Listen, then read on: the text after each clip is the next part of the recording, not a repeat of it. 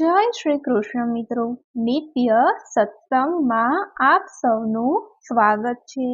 આજે આપણે સાંભળીશું નવગ્રહના 9 મંત્ર। જો આ વિડીયો તમને પસંદ પડે તો લાઈક અને શેર કરી ચેનલને સબસ્ક્રાઈબ જરૂરથી કરજો। જ્યોતિષ શાસ્ત્રમાં કુલ 9 ગ્રહ છે।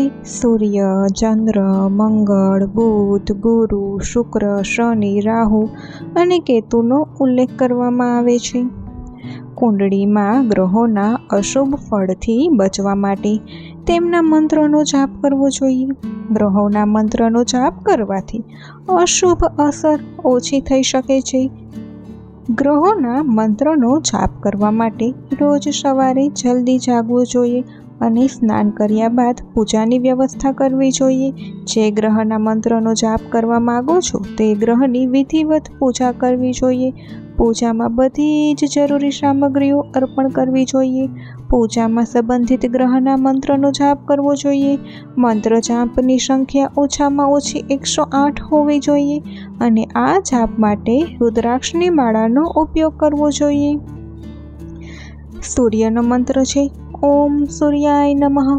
સૂર્યદેવને અર્ધ્ય આપીને આ મંત્રના જાપથી પ્રસન્નતા, એકાગ્રતા અને માન સન્માન મળે છે। ચંદ્રનો મંત્ર છે ઓમ સોમાય નમઃ। આ મંત્રનો જાપ કરવાથી માનસિક તણાવ દૂર થાય છે। મંગળનો મંત્ર છે ઓમ ભૌમાય નમઃ। આ મંત્રના જાપથી જમીન સંબંધિત બાધાઓ દૂર થઈ શકે છે। બુધનો મંત્ર છે ઓમ બુદ્ધાય નમઃ। બુધના મંત્રનો જાપ કરવાથી બુદ્ધિ વધે છે। ગુરુનો મંત્ર છે ઓમ બૃહસ્પતિએ નમઃ। આ મંત્રના જાપથી લગ્ન જીવનની અશાંતિ દૂર થાય છે। શુક્રનો મંત્ર છે ઓમ શુક્રાય નમઃ। આ મંત્રના જાપથી પતિ પત્ની વચ્ચે પ્રેમ જળવાઈ રહે છે। શનિનો મંત્ર છે ઓમ શનૈશ્ચરાય નમઃ। આ મંત્રના જાપથી વિઘ્નો દૂર થાય છે।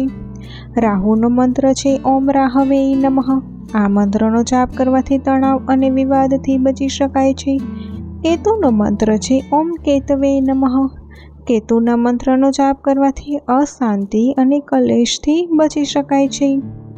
તો મિત્રો, તમે જે કોઈ પણ ગ્રહને બળવાન કરવા માંગતા હોય તો આ મંત્રોનો જાપ અવશ્ય કરવો જોઈએ। તો જો આ માહિતી તમને પસંદ પડી હોય તો વિડીયોને લાઈક અને શેર કરી ચેનલને સબસ્ક્રાઈબ જરૂરથી કરજો। જય શ્રી કૃષ્ણ।